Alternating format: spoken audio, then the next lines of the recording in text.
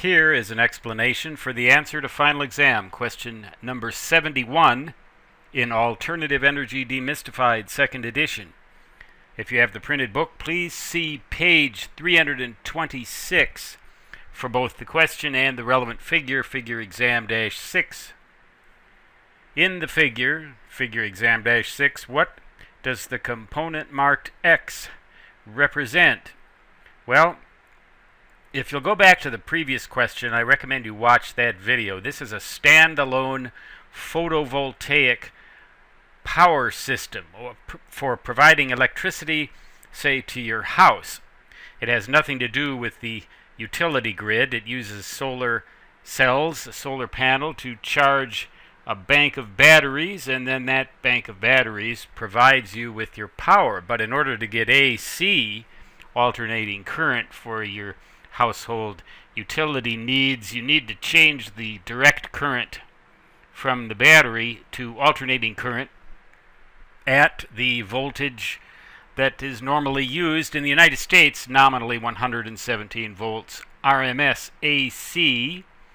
So you need a power inverter to do that, and that's what that box marked X represents. So the correct choice is C. Let's look at that figure again.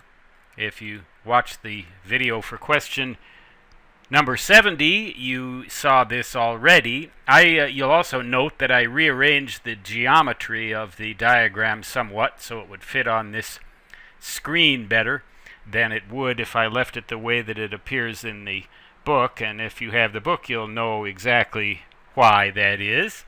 Anyway, this is the solar panels get sunlight and produce direct current electricity, which goes through a charging circuit. Now, this charging circuit has to have a charge controller as well as regulating the voltage so that the batteries get not only the voltage they need to charge, but that they don't get overcharged, or that the batteries can't drain through the charging circuit.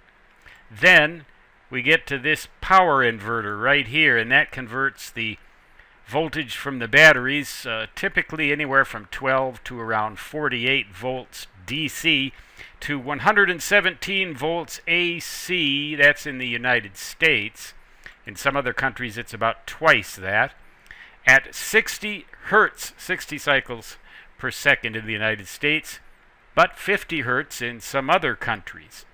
Anyway, that box marked X, which I have made nice and bold and green so you can see it here easily, is a power inverter.